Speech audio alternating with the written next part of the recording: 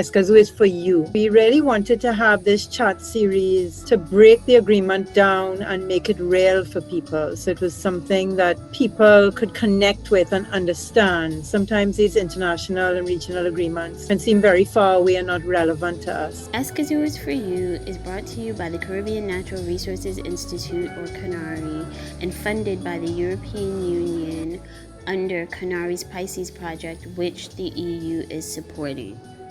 An adaptation of a live online chat series of the same name hosted by CANARI in November 2020, Escazú is for You is a 4-part limited edition podcast created to shed light on and draw the public's attention to the regional agreement on access to information, public participation, and justice in environmental matters in Latin America and the Caribbean, also known as the Escazú Agreement. Escazú is for You is hosted by CANARI Executive Director and Trinidad and Tobago Escazú Champion Nicole Leotaud. Every part or episode of the series tackles a different yet equally critical aspect of the treaty and how it will impact upon Caribbean citizens' lives. For each chat, Nicole is joined by one or more of her colleagues and fellow Escazú champions from throughout the Caribbean. On this episode of Escazú is for You, the existing participation mechanisms really depend on and result in a lot of this kind of silo thinking continuously. So even if something is a national development project, the consultations normally happen in whatever geographic, possibly remote community that the development's happening in. You know, that's something that we've realized now more than ever, that you can't just depend on having hard copies of these particular documents in sporadic little physical locations around the country.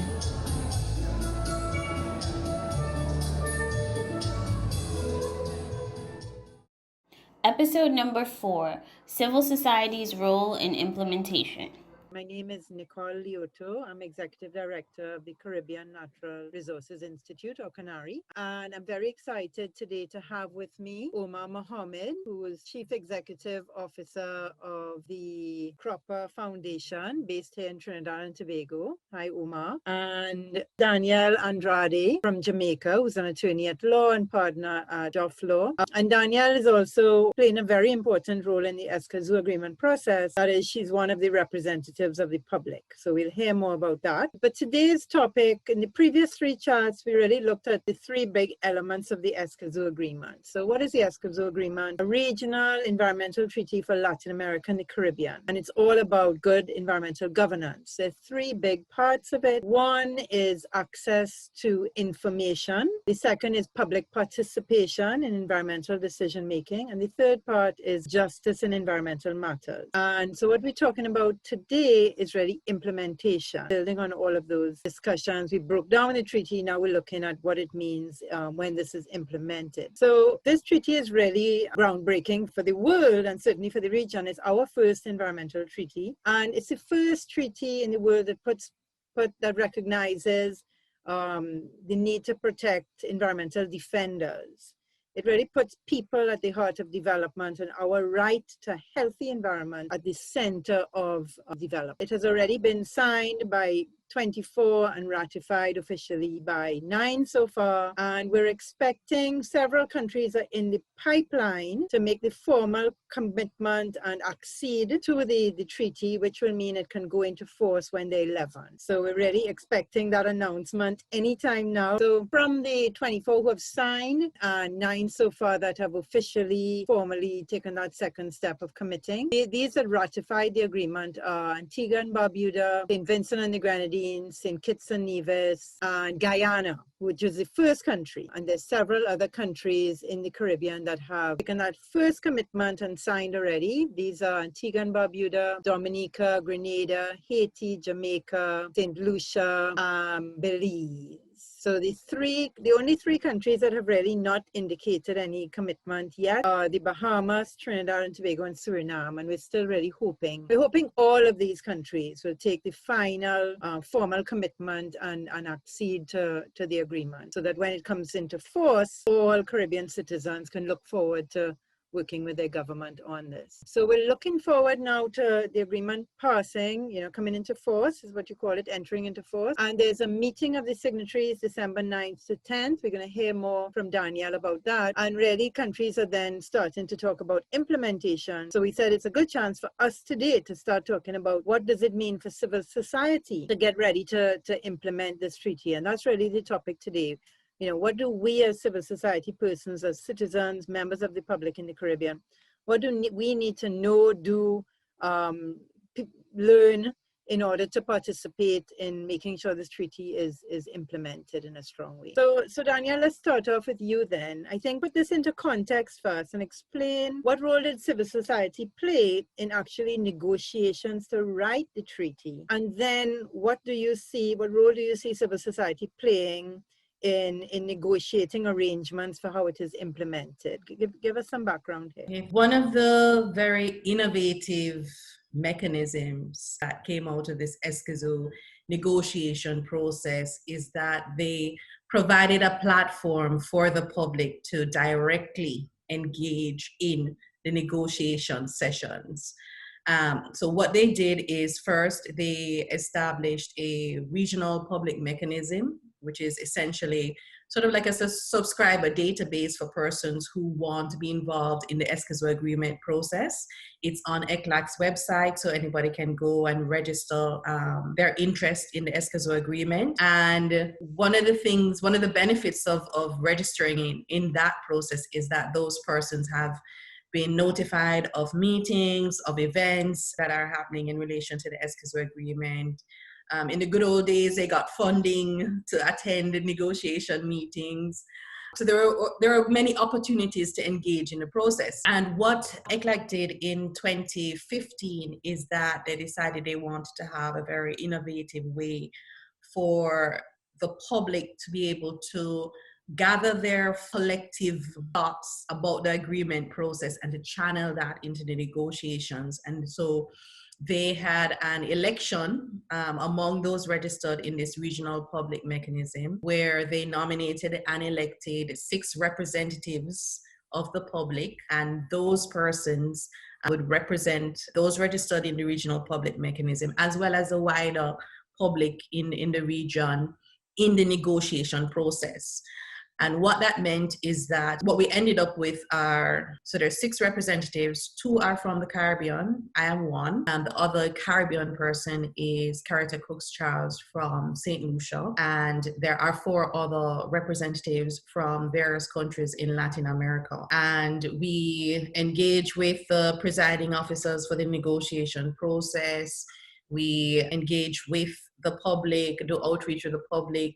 So whenever there's a proposal for the language, for the text, the actual text of the treaty, we engage with the public to get feedback on what their thoughts are about that. And then we attend the negotiation session hearings and we make interventions. One of the very innovative things about Escazú Agreement, aside from having that process to establish representatives, is that the negotiations, the meetings are completely open to any member of the public.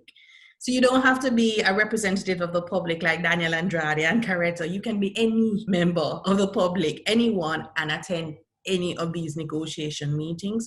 You also have the right to speak. So it's not as if you have to be affiliated with an organization or accredited or registered in a database. No, you can attend the meeting, and once you put up your hand and you're recognized, you can freely speak your thoughts during a negotiation session. And that, to me, is revolutionary because that does not happen in a negotiation of international treaties.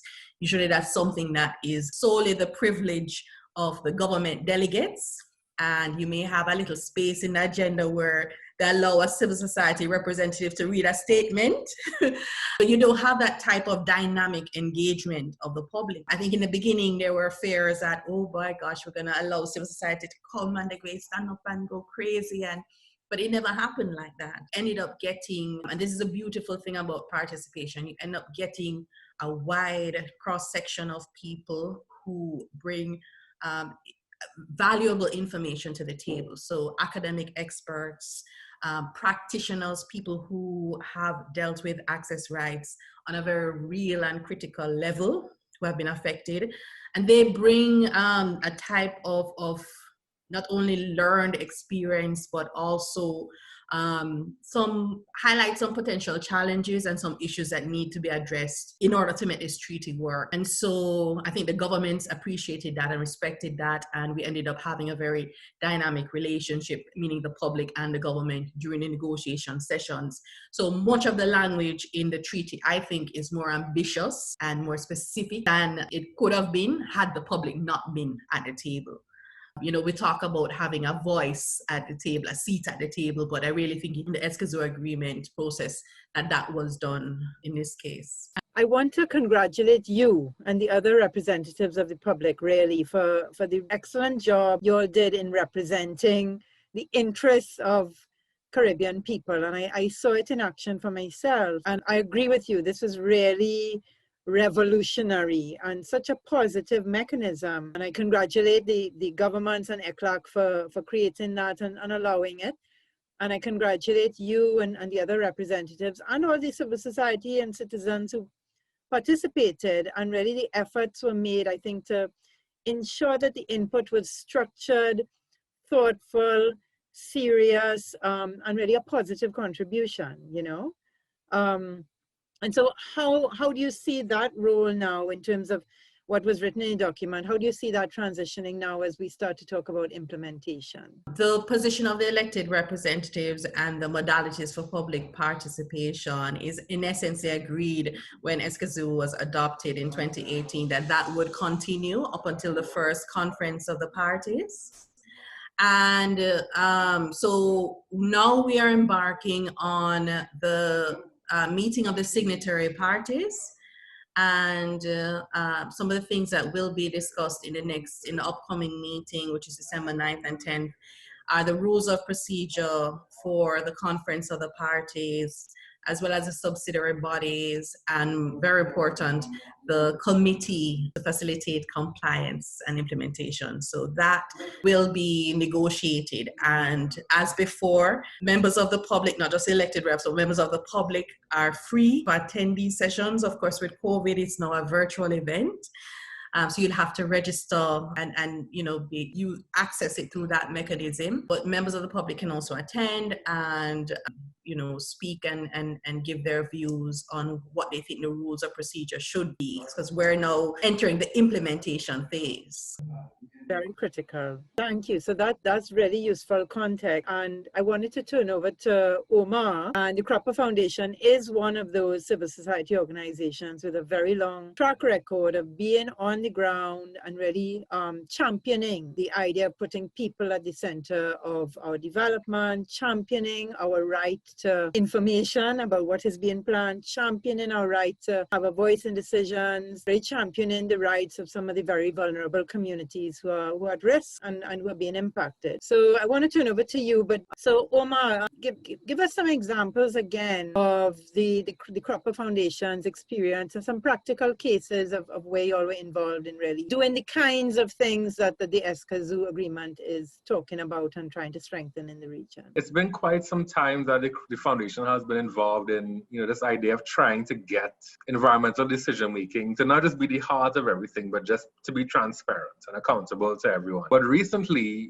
through some work that we've been doing, we've had the chance to, really help support groups who are, the definition that of, sort of on the ground grassroots organizations, community groups, two-person operations who are just trying to do the right thing in their community or their area. And it's made us come face to face with some of the limitations that, many groups have to live with on a daily basis. And it's really impacted on us in our own definitions of what access means, what availability means, what access to justice looks like and participation looks like. For example, we had just, I think, at the start of COVID lockdown, when the Environmental Management Authority here, the national statutory agency, put the environmental impact assessment documents for a major national development project, a huge port, online for, probably one of the first times they've ever done all 2,600 and something pages. Granted, you couldn't download the PDFs, but that's another story. And with that just fact of it being online, we were able to organize, I think, with about 18 CSOs, and these included, like the Crabbe Foundation and some other larger groups, but also, again, real community organizations to come together on, prolonged Zoom sessions where they were able to hear a breakdown of what this EIA really means and what are some of the impacts of this particular development. And then they were able now to say, okay, well, I think that we need to put XYZ into the letter that we were going to send. In reality, that public consultation would have happened in a community center in this particular location, which for those of you all who are not from Trinidad, it's a pretty far drive. And so chances are only people within that community would have most likely had a chance, because of course it would have been in the late afternoon and all of that. And it's a project of national importance, not just a geographic entity. So just that alone, I mean, we got so much good feedback from the groups who were saying, they've never had a chance to be able to digest the information like that and make a comment that they believed was actually thoughtful, and make a comment that they felt would actually impact on the decision-making process. And we were able to therefore send in, I can't remember how many pages, but it was quite a few pages of comments from the public around Trinidad and Tobago to the Environmental Management Authority in response to this EIA. And for many of them, it's the first time they were able to do that. Secondly, another thing that has sort of really shone out quite a bit was the fact that the existing participation mechanisms really depend on and result in a lot of this kind of silo thinking continuously. So even if something is a national development project, the consultations normally happen in whatever geographic, possibly remote community that the development's happening in. That's something that we've realized now more than ever, that you can't just depend on having hard copies of these particular documents in sporadic little physical locations around the country. And more now, as we move towards digitization in response to COVID, of course, but in response to many other things, that this idea of access to information is becoming more and more a real thing that policymakers and agencies have to deal with. And I think, as we also saw recently with something that was, fairly controversial, the Nabarima oil tanker incident, luckily not an incident in the Gulf of Paria, the public response to the lack of information was really, really damning and telling. And I think it sent a very clear signal that people now just don't expect, they just expect transparency. And if they don't have transparency, it's not something you can easily hide anymore. And I think that particular incident just a couple of weeks ago really sort of highlighted the fact that even if you are unwilling to sign the Escazú Agreement, the fact of the matter is that the principles that it's upholding are already being played out in practice. By signing, it just shows that you have listened to that type of outrage in many cases and are doing something. And I think Trinidad and Tobago is one of the few lucky, countries that already have most of the elements of the agreement built into place legally. And I think, the agreement to sign the Escazú mechanism really is just a signal that it's not just on paper. But I think, we've also had some successes. Fishermen and Friends of the Sea, another major environmental organization, have really pushed the access to justice, parts of things. They've had significant success, in, for example, overturning the water pollution rules that had a set penalty, and they were able to have it changed to polluter pays method, which was a significant step forward in setting a precedent for environmental governance. And of course, that was dependent, of course, on their having a long history of this type of work. But of course, I think more and more people, more and more organizations are finding their own sort of ability to push back against power, I suppose you can say. So I think it's it's becoming more and more reality. It's not so much a matter of signing on to something in the hopes of it happening, but the realization that it is happening anyway. So we should sign on to signal our continued engagement. I want to bring Danielle into the conversation. Two big take-home points from what you talked about is, one, the importance of citizens, community organizations, civil society having that capacity to engage. So even where the mechanisms may exist, there's a limit to what they will provide. We're certainly asking them to do more in terms of being more effective, but the importance of us being organized and having capacity and stepping forward, in a strong way.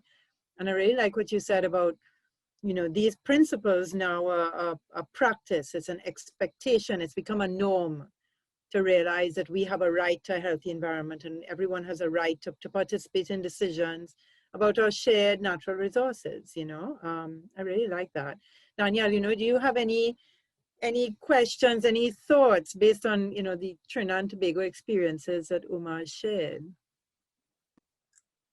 Yeah, I had to stop myself from wanting to interject and to comment on the position. So first of all, Omar is right. I think as far as the Caribbean is concerned, at least, I think Trinidad has a fairly comprehensive legal framework on access to information, public participation, and access to justice in many of the areas that the Escazú Agreement speaks to.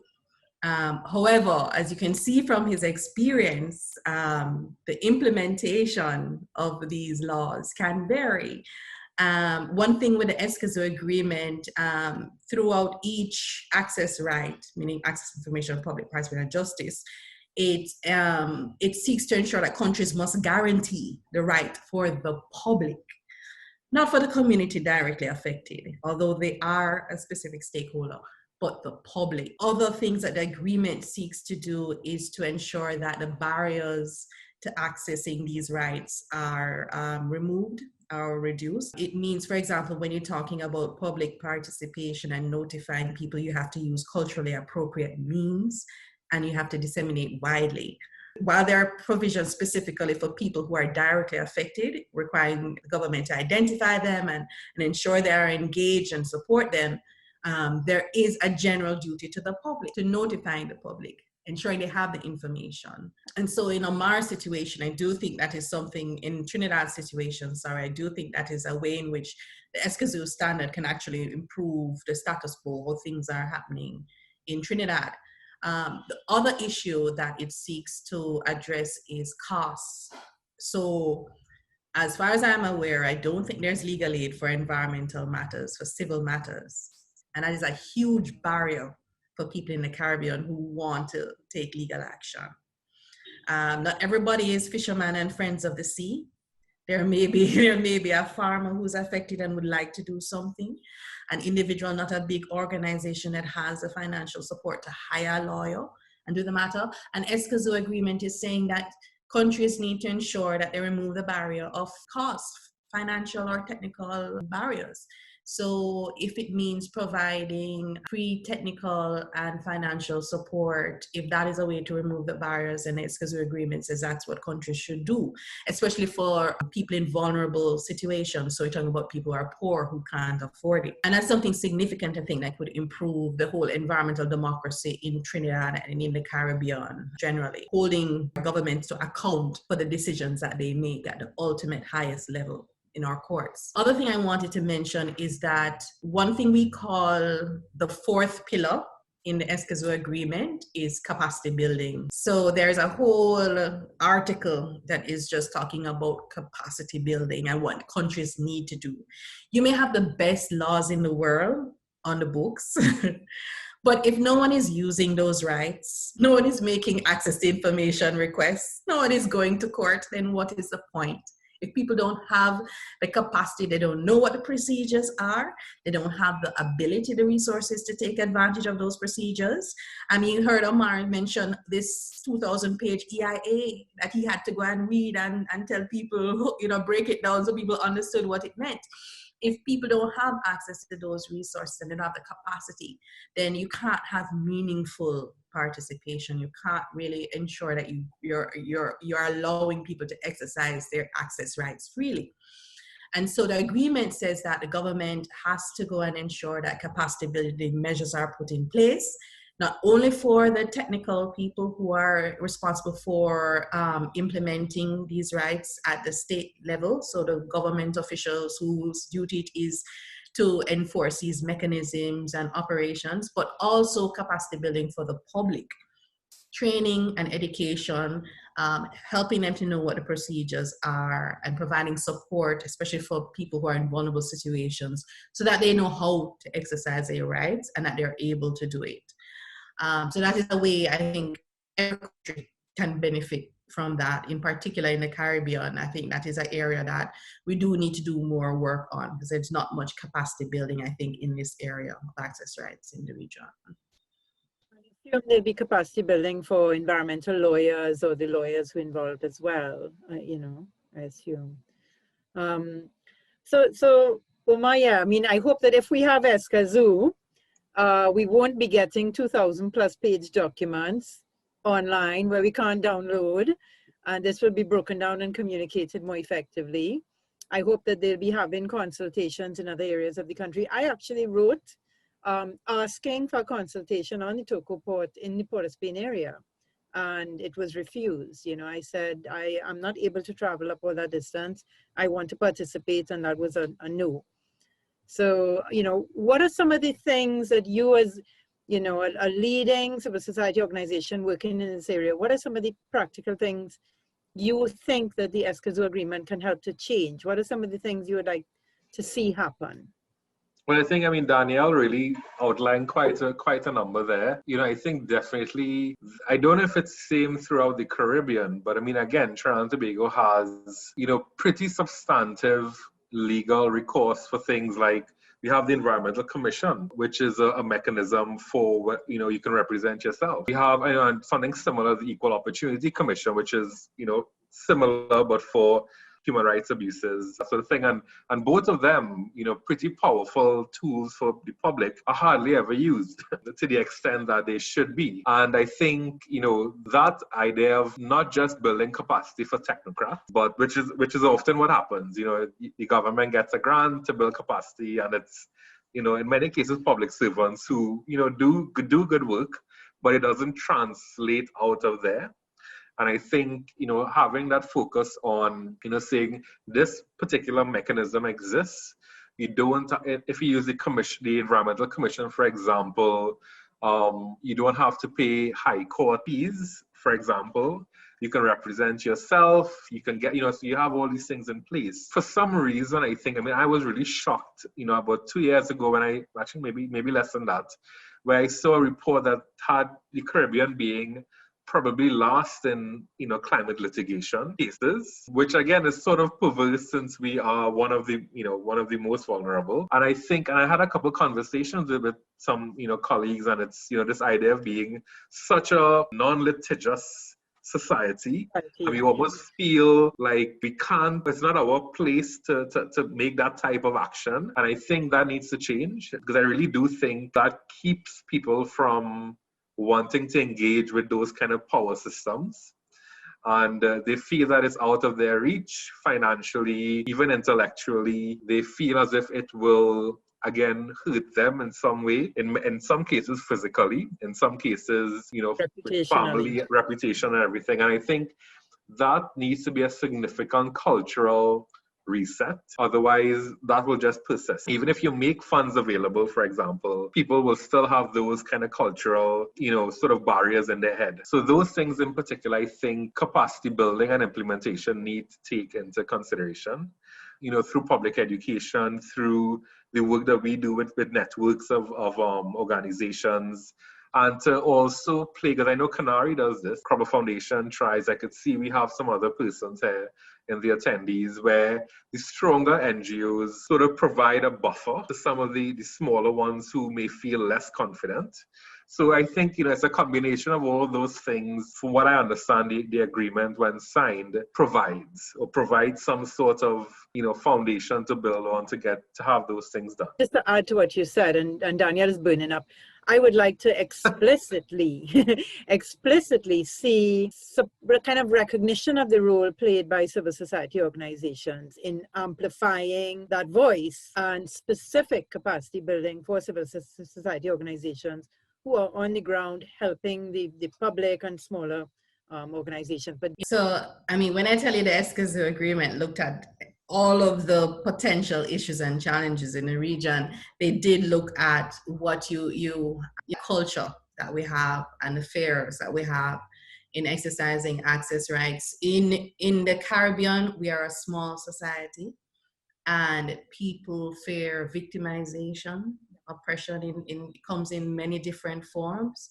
It's not just physical threats or attacks, but there's also intimidatory means that can be used to prevent people from wanting to exercise their access rights, specifically court cases, the fear that people have in doing that. And so the agreement, a couple things that the agreement speaks to. One, Nicole, you mentioned the role of civil society. First, it requires governments to ensure an enabling environment for organizations that work to protect the environment.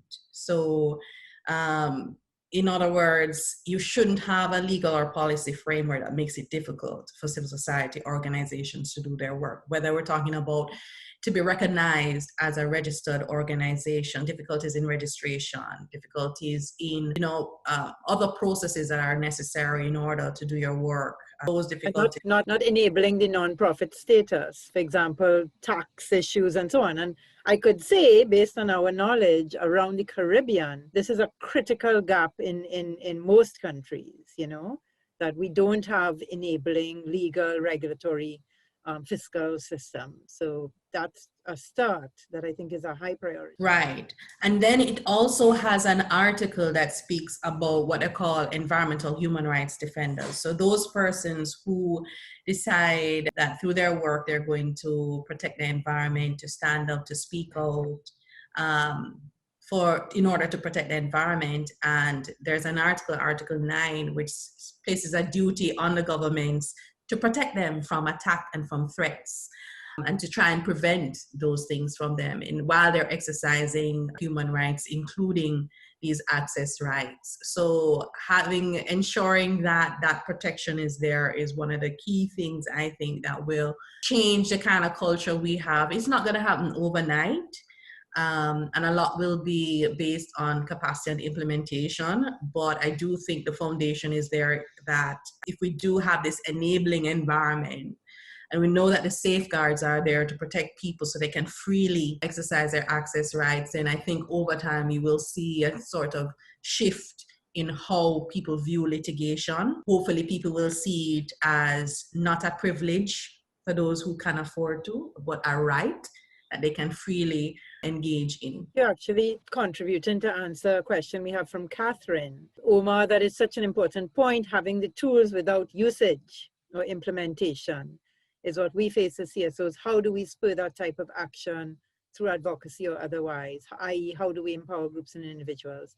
And Danielle, I'm getting from you, it's a process of changing our culture as well, that very important point. Omar, do you have any reaction to Katherine's question? Yes, again, something that we've seen over the last couple of years with the empowerment is almost purposefully pulling people out of thinking of their work in a very specific geographic sense, or even thematic, I suppose, if you're working in a particular type of issue. Really working hard, especially as CSOs, to build that network of networks, or community of communities, I suppose. And, with these groups that we're working in now, close to 30 community groups and other types of NGOs, that's really been the powerful takeaway. We've done a lot of training on environmental legislation and understanding the legal system, etc. But, that's been almost secondary. You can't expect someone to get an environmental law degree through a couple of workshops, but the fact of the matter is that now we have quite a number of CSOs who understand the language just a bit more, but more than that, they understand why it's important for them to become involved in different types of work related to governance. And they now have a network of organizations who may themselves understand the system more and may understand how to work within the law and the legislation more and be able to go to them directly. And I mean, it's happened quite a bit so far, where people have now said, I need some help to do XYZ, or sending videos on WhatsApp saying, I think this cement processing plant is illegal. They just put it up. I want to go to the EMA to get the CEC. So just making sure people understand that there is a supportive network, that you can fit varying levels of experience, literacy, whatever else into it to really support civil society, I think is what we need to empower.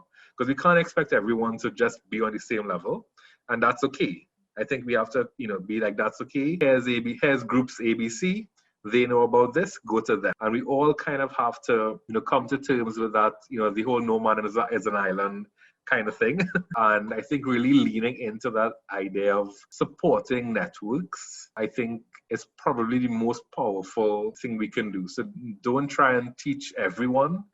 Find those networks and say, okay, these two organizations are really the linchpins. Maybe let's focus our limited resources there, and similar types of focused work. I really want to endorse what you're saying and share some of Canari's experience. We are facilitating and promoting participatory natural resources governance for 30 years around the Caribbean. And we've developed some tools, and we have a whole framework for thinking about what capacity do you need for effective participation. And yes, technical knowledge and skills, you need to understand the issue, but I actually want to bring in the idea of what is technical knowledge. Scientific knowledge is not the only form of knowledge. Local knowledge is knowledge, and we need to document and value that. But there's material resources. So do you have computers? Do you have internet connection? Do you have a car to drive to wherever you go in? Do you have funding to hold meetings? These things take resources, take cash, equipment, office, whatever. And the other one really, speaks to what you were saying, Omar, this idea of relationship and the relationships and how you leverage your relationship. And I know that Canary and Cropper Foundation, for example, have partnered with other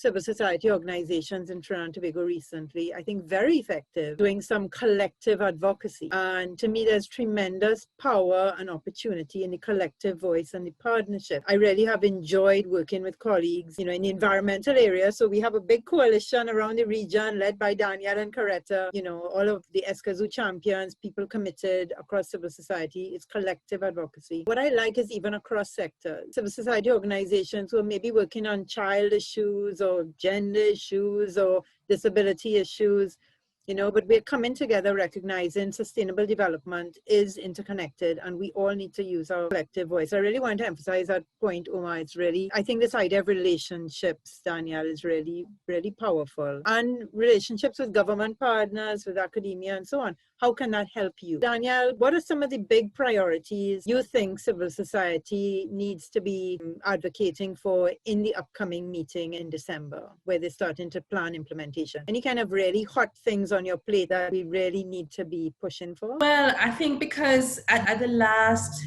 meeting, when the Escazú Agreement was adopted in 2018, and it was agreed by the parties that the modalities for public participation, meaning the way in which the public was involved in the Escazú Agreement, would continue until the first COP. I think a big part of what we are hoping is to work on and to see is that we have as good, if not better, rules about how the public can participate in the Escazú Agreement process in the implementation phase. So we would love to see the same situation continue, where we have elected representatives of the public, where any member of the public can attend these negotiation meetings and can speak.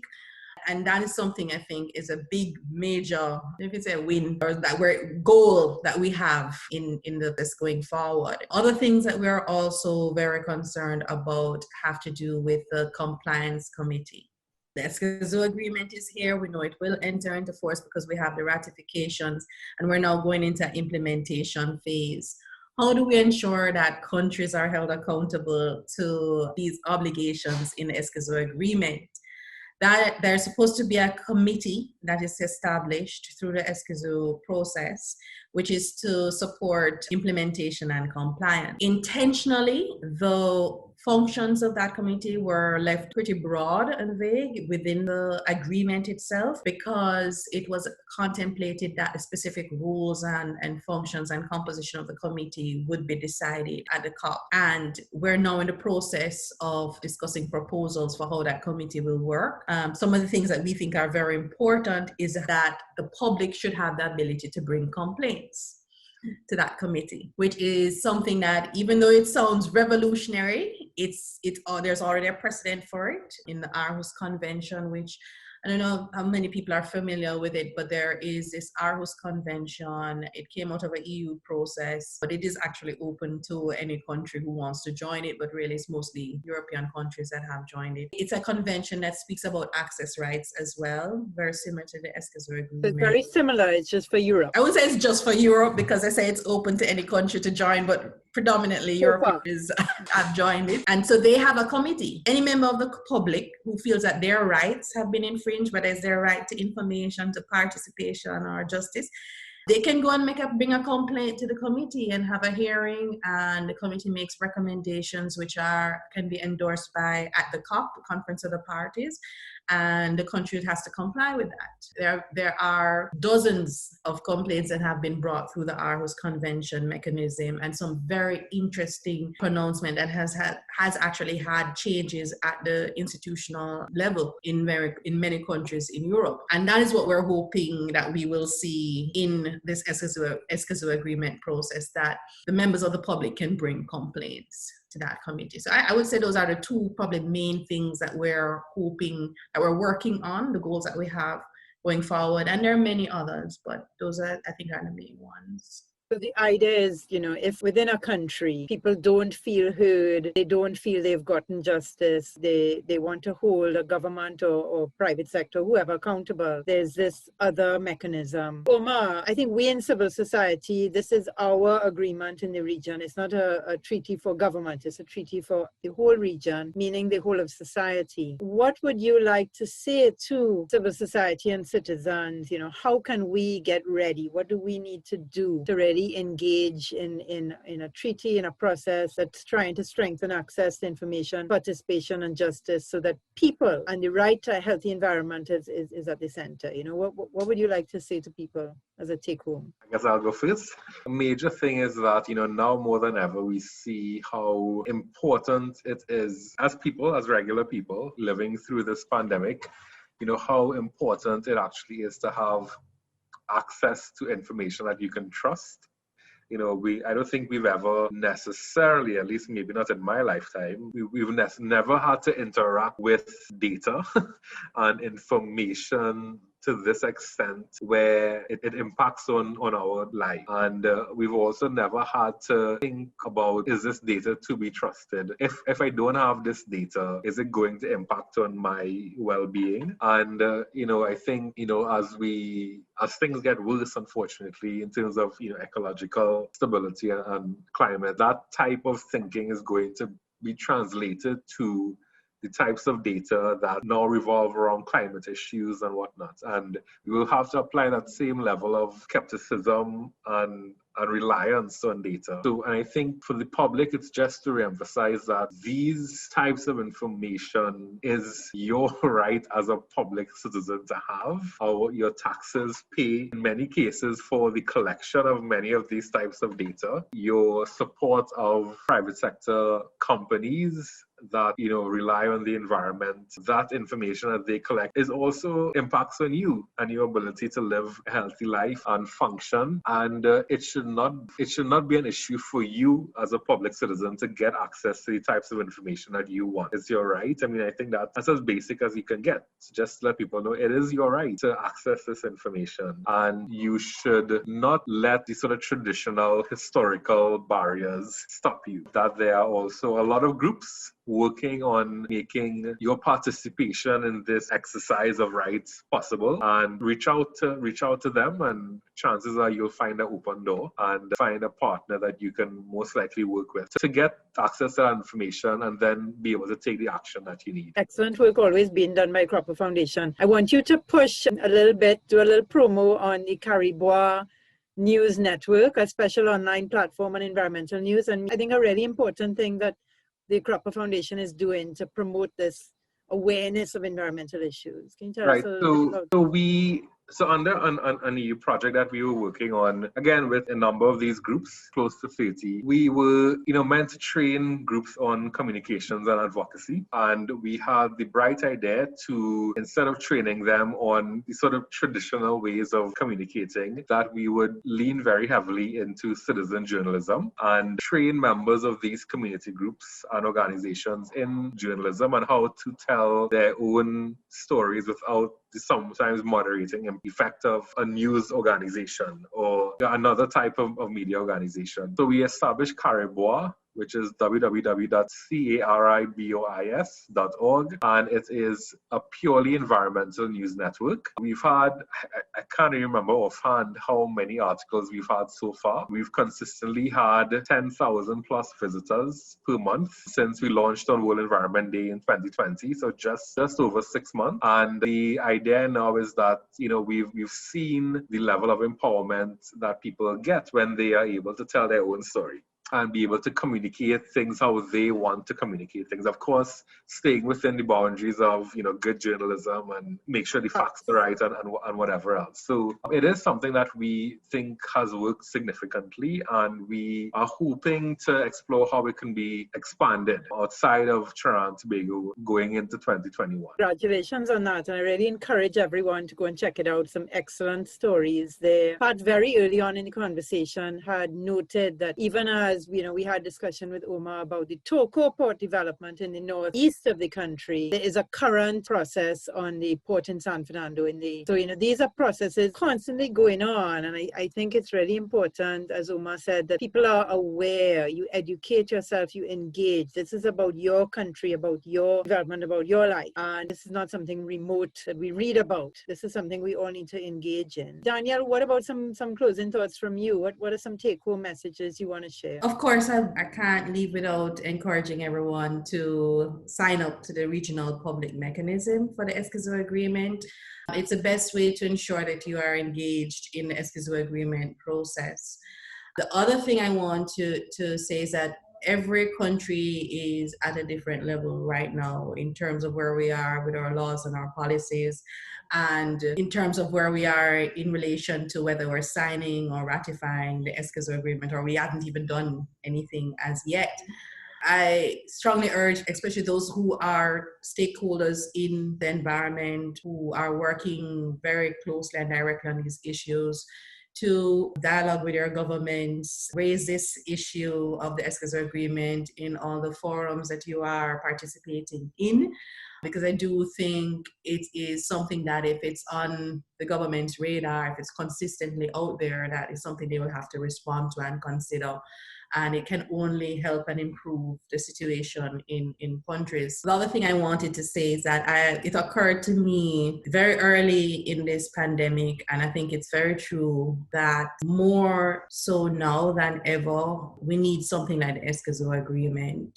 I saw a study that was released recently that showed that 32% of the population in Latin America and the Caribbean, or 240 odd million people, have no internet access. And in this COVID era, where everything now is, we're forced to have virtual meetings for everything, for public participation mechanisms. It's something that we really have to grapple with. And the Escazú Agreement is saying you need to help to strengthen people's capacity to be able to participate. You need to really look at that.